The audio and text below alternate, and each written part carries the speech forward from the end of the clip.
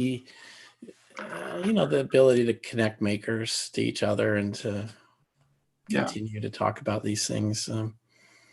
I think, okay, we are live, and we will get going here. Welcome to Family Maker Camp. This is the Parents Happy Hour, and we are here with Garrett Tully.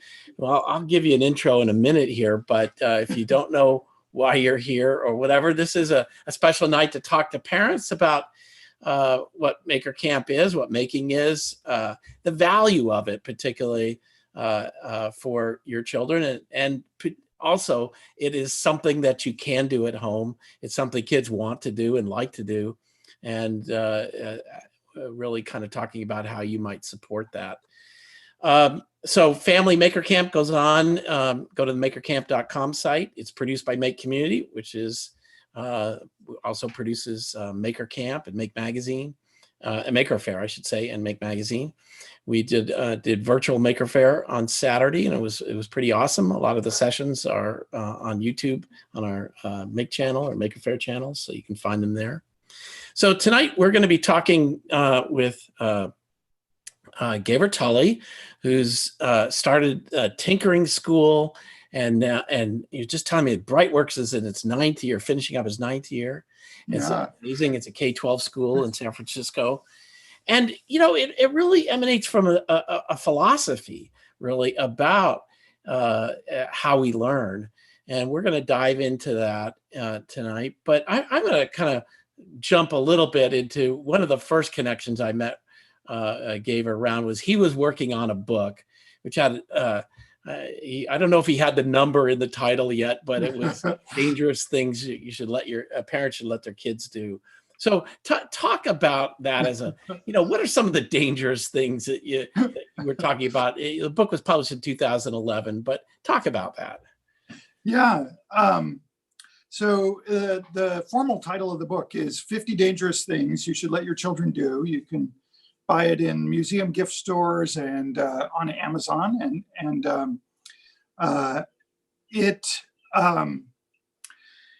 it's a chance, really, a framework for parents and children to have a family conversation about risk and how to recognize it and how to mitigate it. And in some ways, it's a cookbook, and it suggests activities that you might try to do that. The very first activity in the book, and one of my personal favorites and why we put it in there, is to lick a 9-volt battery. And, one of the things we discovered, much to my surprise, during the initial conversations with the parents when we were trialing the ideas of the books and making sure they understood the instructions, was a lot of parents pushed back on lick a 9-volt battery. And when my wife and I called them to find out why they had marked it as not going to do, we discovered that there was this enormous wide range of interpretation of what was a dangerous activity. And parents, when we dug into it, we discovered that they had some enormous fears about what could happen. They might poison their child. She might burn her tongue off. It might cause a permanent loss of the sense of taste. And it really, as I had the inspiration to do the book, but as we started to do the research and develop the book, that was when I was driven to get it out there so that we could have this conversation on a larger, more global scale. And it comes back to, we have a lot of existential fear about various kinds of things, and where it comes from is so complicated and involved in our personal psychologies. I have a deep fear of dark water. My wife doesn't like to go up on ladders, and yet she flies a paraglider 10,000 feet up in the air. They're not rational, and they're not necessarily phobias, but they're real. And sometimes inadvertently we pass that framing on to our children.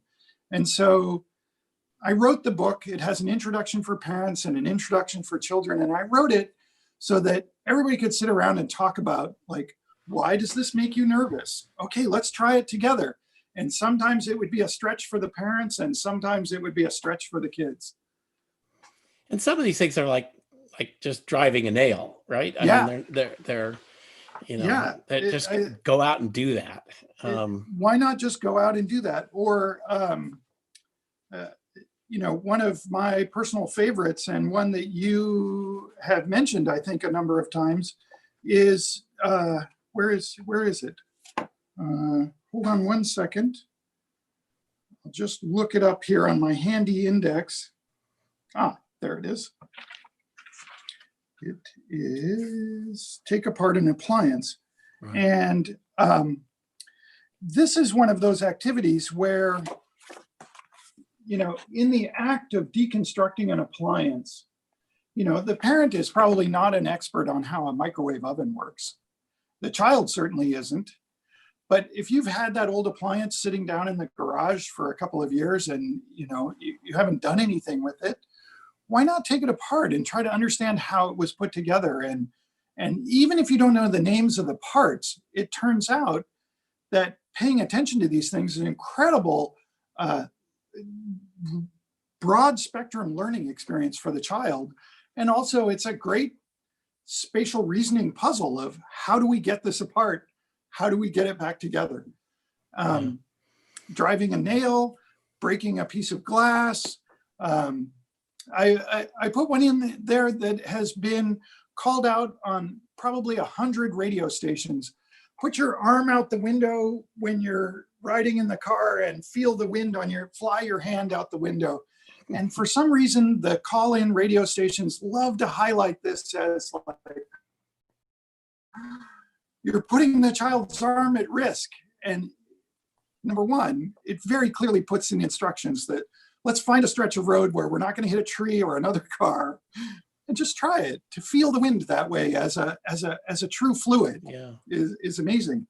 Yeah. So it really is kind of changing the language around don't do these things to do these things, right? I mean, that's part of, and even as parents, it's kind of like you say no a lot and sometimes it's necessary, but saying yes. And I felt the part. I remember one talk I gave, a woman came up to me afterwards. She said, I see my kid taking things apart and I tell him not to do it because he's making a mess, but you've made me understand that he's actually learning, he's actually engaging with things. And I think that's a big shift if we could enable that. Yeah. And it's such a powerful change in perspective in terms of the impact it has on the child's life. One of the things at my school that's a guiding principle, and we sort of have it as a little bit of a motto. Our true motto is everything is interesting. But one of our guiding principles is yes is more interesting than no. And practicing saying yes and then trying to work through the ramifications of that yes, especially when it's a dangerous activity. Early on in the school, a couple of our students proposed a project that involved making fireworks, and there were a lot of reasons to say no, and as a test of our own commitment to the principle, we said yes, and then worked through with them all the issues, all the dangers, all of the legal frameworks in San Francisco County. It's illegal to manufacture or test fireworks in any way whatsoever. And the kids consulted with real life experts, pyrotechnicians who deal with explosives on a daily basis to learn all the safe operating and how they might make certain categories of fireworks in tiny quantities to test. And it was fantastic. Yeah. And I will say that those kids will never forget going from bare metal plate to colorful little sparks. Even though it wasn't a giant, fountain. But and to jump into something that's actually really current right now, with having done virtual Maker Faire, one of the things I really love about the maker community is they figure out how to do something, and they don't sit around and say, I can't do that, or that's not the right thing to do it, or I don't have enough knowledge to do that, or I've never done it before. They really are jumping in to solve really important problems today. And it comes from that instinct of I'm curious. I wonder how how I could do that thing. And, they look around and do that. Well, let's jump back. And before I do, I want to say, Sure. we just got a hello from Chong Si Ming in Kuala Lumpur. Good to see you, hear from my you. Goodness. And glad you're tuning in, as it were. But your original idea was tinkering school, which really was a summer camp, hands-on summer camp with power tools and building. And talk about that. Yeah. I started summer camp out of this feeling that we weren't giving kids credit for their competencies, for their capacities, really, right? Even if they didn't know how to do something, they have shown me time and time again over the past 15 years of tinkering school that they can learn literally anything when they're passionate about it. And I think this is the thing that often, when it's a low stakes commitment, the interest in something that's hard can run out very quickly. When the motivation to do it is coming from outside, it's because of a grade or because someone told you to do it. But when you want to build a boat and put it in the water and see if it protects you from the shark-infested waters of the Pacific Ocean, that's a narrative that you get behind. And suddenly you're on this epic quest and you're bringing everything that you are to the problem. You're learning about buoyancy and center of gravity and self-righting and sails, rudders, the whole hydrodynamics of sailing, all of that in the matter of 5 or 6 days, working side by side with a bunch of other kids who know nothing as well about sailing and figuring it out through trial and error. I think that it has been an incredible proving ground to kind of help kids understand what they're actually capable of, because they write these narratives of themselves that are like, oh, I'm terrible at math, or I hate school, or, I love this one teacher and everything else about it sucks. There's so much of that in their lives that it's hard for them to see themselves any other way. But if you take them out of that context, put them in a camp where they can try something that is coming from their desire to drive the go-kart that they're building, climb into the treehouse that they're building, they will do it time and time again. I mean, it is incredible. In our very first week of summer camp, having never run a camp before,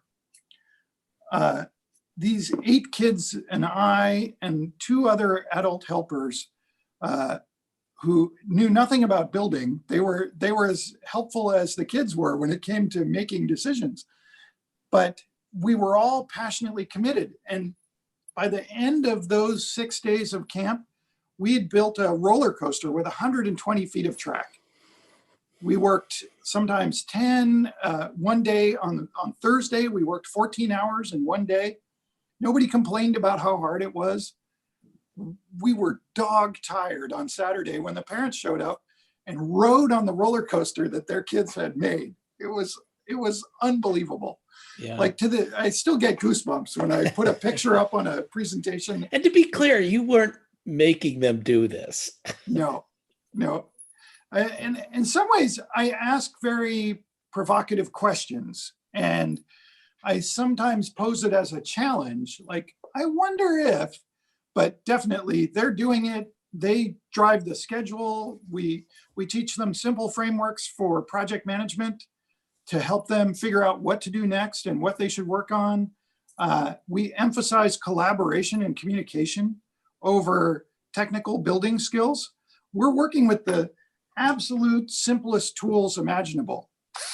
The screwdrivers, screws, chunks of wood, sometimes something as exotic as PVC pipe, but mostly in fact, every camp runs on materials you could buy at Home Depot. So, yeah. And so how many years did you do that? So this summer is our 15th year, which Tinkering School is online this summer. So like Maker Camp Online, if you just go to tinkeringschool.com, you can sign up for online sessions, and we'll send you actually a box of parts. And we run these camps, these builder camps, together with kids all over the United States and into a few other time zones now. Right. Well, Yeah. Natalie Van says you have to let the play lead the learning, I believe. And she says, thank you, Gaver. Natalie, so good to hear from you. Aaron Eden says online camps at Tinkering School will be announced this Friday. So check there. Happy to know more about those things. I think we have to figure this out, right? Yeah. This, take advantage of the, just as we did with Maker Faire. Well, we couldn't get together in San Mateo, but there's still a lot we can do, and it still matters to do the best we can. I think so. We had people from all around the world participating in something. If we had it just in San Mateo, they couldn't travel there. So it has different things, but there's still, it occurs a lot of what you're doing is passing something on in a way that's it's not so much the content. It actually is that experience of doing things and building the confidence that you can do these things. So how you went from a summer camp to a full-blown school. That's what Brightworks is, a K-12 school. Yeah. So, talk about that thought process you had to starting your own school. There was a pivotal moment, and I can go back to it, like in my mind, like replaying a movie at this point, where we were at the overnight camp, which we hold on a ranch down south of Half Moon Bay in California. And it's a beautiful place to have a camp. There's wild animals, there's goats, and we were working on a project that week, and it wasn't going very well. It was about to be one of our biggest, like, this whole week didn't quite work. And that hadn't happened to us before. And we had just put in a really long day, and one of the campers and I were in the kitchen, and we were making as much food as we could as quickly as possible. The rest of the kids were around the dining table, just heads down, waiting for the food to come. There wasn't even conversation going on. And she was madly chopping vegetables for salad, and I was scrambling up a huge pan of eggs. And I noticed that she had stopped cutting. And I looked over at her and I said, everything okay? I thought she'd maybe cut herself. It was one of those kind of pauses. And I said, everything okay? And she said, yeah, I was just wondering. And I was like, oh, what were you wondering? She's like, I have never worked this hard in my life. Why can't school be more like this? And she was going to one of the most academic schools in the Bay Area with the hardest curriculum. She just this past week graduated from MIT with a degree in mechanical engineering. She didn't mean she hadn't done hard things before. She meant that she had never been this motivated before. I've never worked this hard on something I cared so much about. Really? That's the magic, isn't it? Really? Yeah. When you kind of ignite that spark in another person, and it sort of becomes a bright light. It does. And this question rolled around in my head for a year and a half.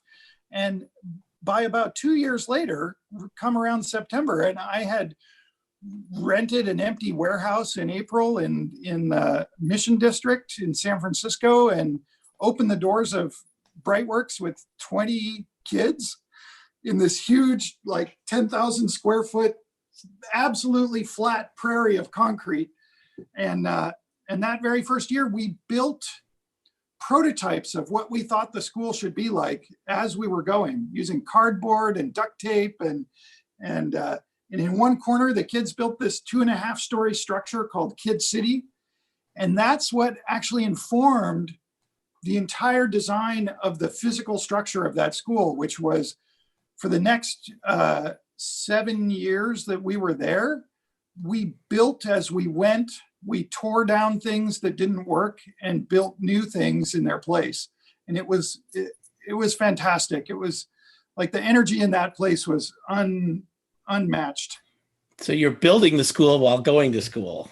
Yeah, that was part of it. And to be in your school and have a stranger come in, we had 300 visiting educators a year on average at our school now, right?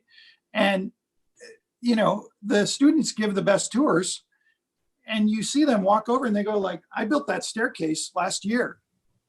And the adults are looking at them like, is it safe to go up? Yeah, of course. 300 kids a week go up and down those stairs. It's, Yeah. How do you explain to parents what this school is when they're checking it out? So I would say the emphasis is on intrinsically motivated learning, that we are trying to put a framework together where the kids get so excited about what they're doing that we just have to get out of the way, where their work product sort of obviates the needs for any sort of grade, that we might look at their output and go, that kid is ready for college. We'll see you in 5 years when you come back,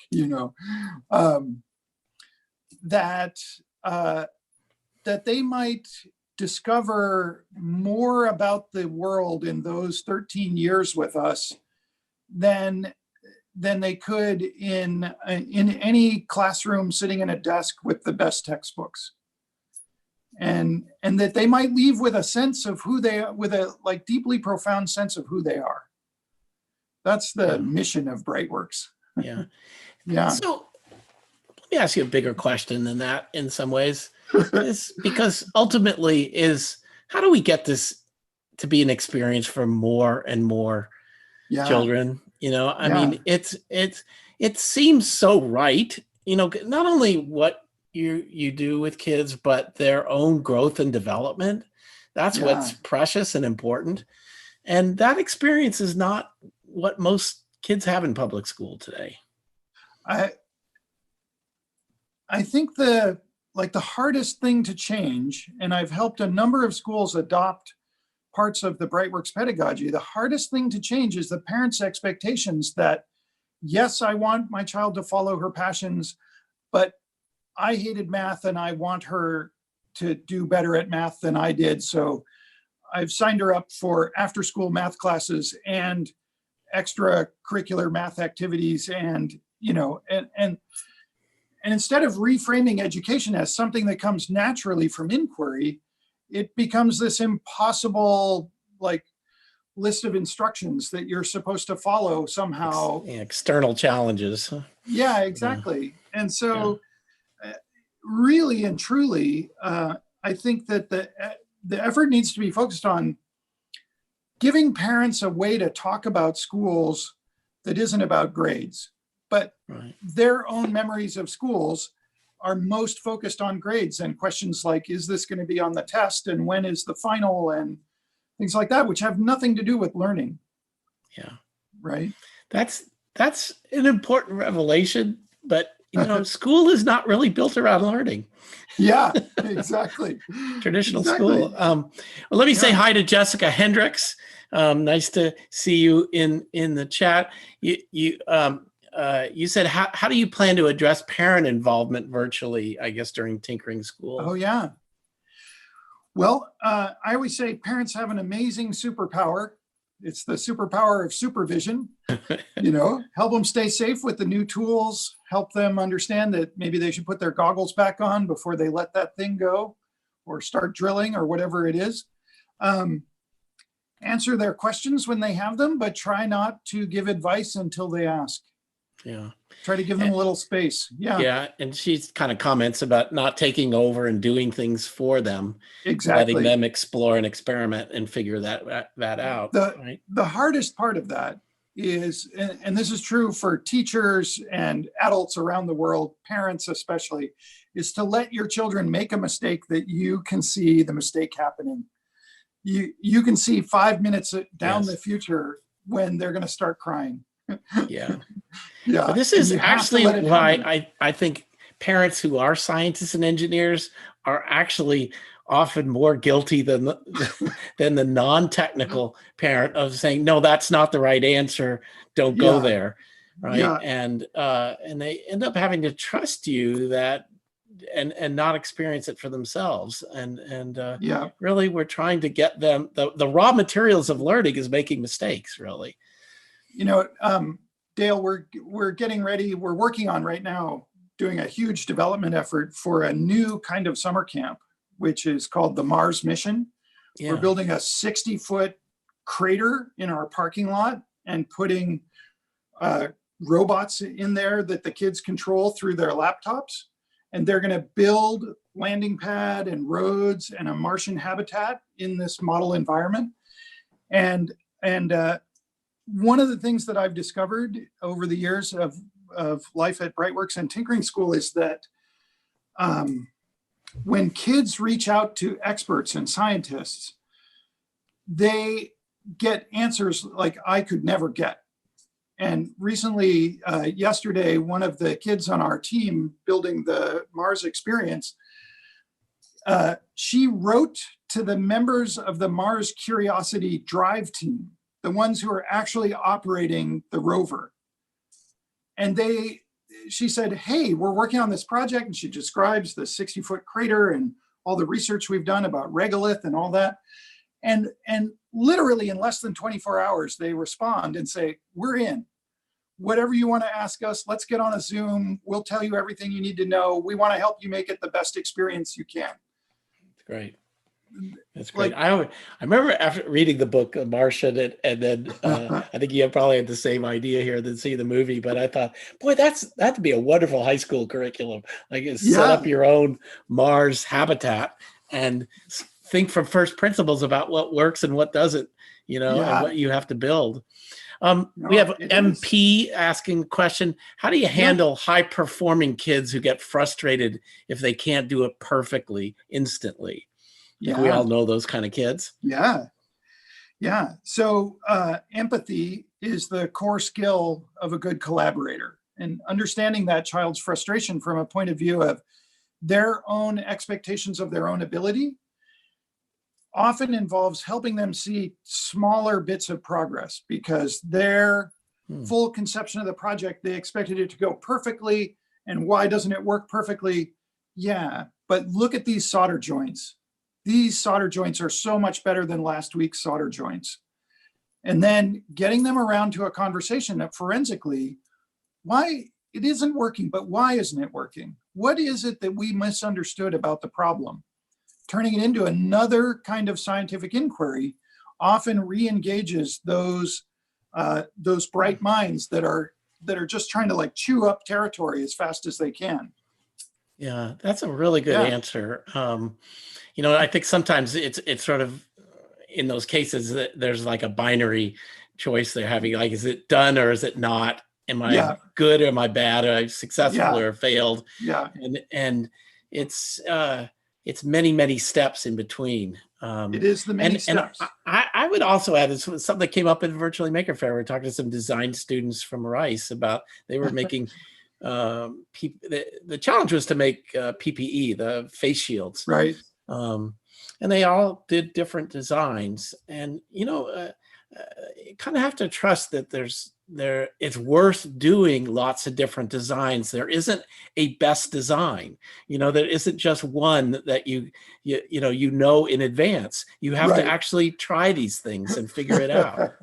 And that's actually a human design process and an innovation process that you don't always know in advance. I think it also comes back to this notion of everything is an iteration. If the child has framed for themselves that this is the be-all, end-all goal, this thing that they're building right now, getting them to reframe it as their first iteration before they get too far down the road. I'm going to build a go-kart. How's that first iteration of your go-kart going? Should be your first question as a parent when you see them with the tools on the garage floor, right? Right. Or they're cutting cardboard to make a fort in the living room. How's that first iteration going? As soon as you can frame it as like, this is part of a process, And wherever you get to today or by the end of the week is just a step in the path, then the psychology starts to change. Yeah. Another question from the Benevolent Order of Makers, who I think is the acronym BOOM. They say, Camp Mars, are you kidding? That's awesome. So Oh, yay. Yeah. They're looking forward to that as well, I Yeah, guess. we No, haven't announced or opened enrollment because we're just finishing the first iteration of the robots, and we're learning a lot about some assumptions we made. So good. How many kids would be in a? we'll have 24 kids and 4 collaborators in robots in the crater at a time. So, and everybody working at scale. So, yeah, it's a kind of, I don't know. It's fantastic. Yeah. So how you've had to transition the last couple of months from an in-person school to providing a mix of things. How was, any lessons learned from that? Many, huh? Yes. I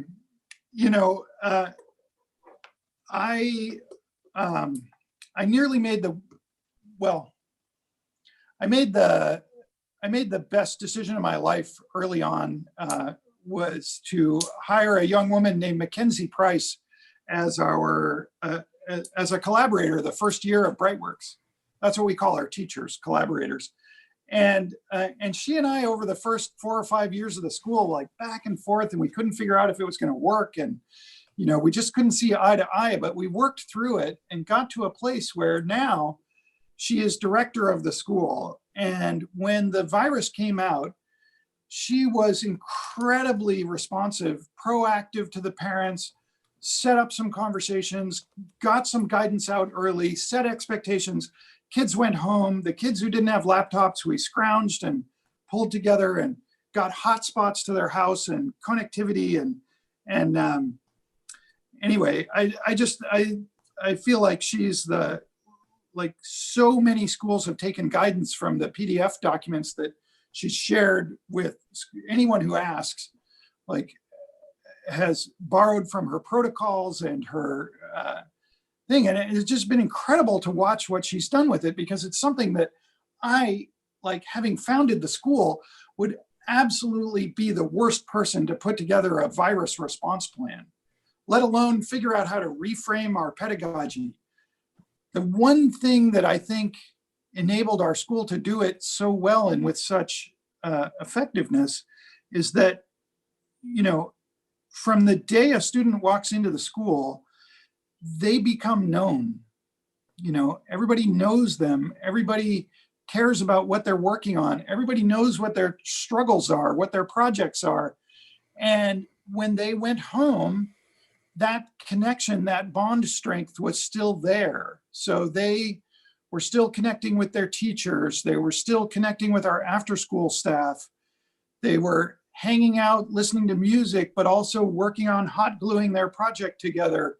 So it worked in a way that I think would have been much more difficult if we had a textbook-based curriculum. Yeah. But that also gets to a point, which is, another way of answering that question is, apart from whatever content or skills or pedagogy you're talking about, is kids really need other adults in their lives that know who they are and care about them and recognize them as real people that are learning and struggling and moving through life, right? Yeah. Our visitors at Brightworks frequently comment that we're a high contact school. So in that sense, if we hadn't sent everybody home, we would have been a COVID hotspot. But we're a very high contact school. The kids are high-fiving each other with staff and students, and having a tough day, you get a hug from the director of admissions, who everybody knows as she's the big sister to every child in the school. Everybody needs to go talk to Justine when they're having a tough time or when they're having a great time. Yeah. So I think that's why in some ways, one of the ideas I've always had is that learning is a community responsibility, not a Yes. school, just a school one. So, as adults, it's knowing all the kids in our lives and not just our family. It's trying to connect to them and help them be known, right? Exactly. And the kids get really good at relating to different ages instead of, feeling like third graders are beneath fourth graders. Right. They're consulting with a pecking third order. grader because the third grader knows more about this feature of Minecraft or this thing on the Arduino than they do, because their project last year covered that ground. So Right. I think mutual respect is a really important part of a learning environment, and the kids knowing each other builds that. Yeah. And also, it's part of the collaboration thing is just knowing that you actually do need everybody to contribute. Not just, it's not a process of just finding out the one smart person in a room, which is too often how it's characterized. So, well, listen, Aaron reminds me that Brightworks in San Francisco is accepting rolling admissions for the next year for K-12 ages. Go to sfbrightworks.org. That's right. And hopefully you'll be back in there. Tinkering School. That's on Mondays at 3 p.m. The schedule is being developed for the whole summer. So okay, all right. Dale, I expected you to ask me a question and you didn't. Okay, go. The question is, if we're having a stay-at-home summer, what's the best gift for my child? Okay. A pocket knife. A pocket knife is absolutely the very best gift. Ages 6 and up. If you're nervous, wait till 8. But honestly, an 8-year-old with a pocket knife that's a summer of adventure. That's great. That's great. A pocket knife is it's just so simple, and it's a self-provocation. It's a universal tool. I really recommend it for this summer's, like the gift of the summer should be a pocket knife. That's great. We should do a story on that just alone. That's a really great idea. I'm actually hoping that even with the stay-at-home and natures, that kids are actually somewhat given an opportunity of their sports have gone away. There are other things that maybe there's a little bit of boredom, but out of that they can learn to connect into the natural world around them, the physical world around them, and do things. I credit my adventurous childhood to boredom. Yeah. That, with my brother and I living, below the poverty line as we were growing up with seemingly no resources, but then inventing everything out of what was around us. Like this stick is a sword, this stick is a wand, this stick is part of my bridge. Oh no, it's in my treehouse now. You need moments of that. Your bones have melted. I'm so bored to trigger something creative breaks loose in those situations, because your inner editor shuts down. And that crazy idea is like, well, let's try it. What else have we got to lose? And the thing that I think you mentioned it earlier, that where I think one of the basic sparks is curiosity. Is so, to be curious about what's around you and what you see, not because it's on TV or on the internet, but because you experience like a lizard or you see something in the sky. It's just like, whoa, look at that, right? Or that broken I hope appliance. kids have lots of those experiences this summer. And Gaber, thank you so much for taking time. It's really good to connect with you. Thank you for sharing your journey and the many wonderful things that you've done. I heard fantastic things about the Maker Faire experience, the virtual Maker Faire from my friend Sophie Wong, and that's great. And that's wonderful. Well, that's great. Well, we all keep. I think we're trying to encourage more people to understand this, to rediscover it, if you will, and to recover it for their children. So thanks again. And thank you all on YouTube and Facebook, as well as here in the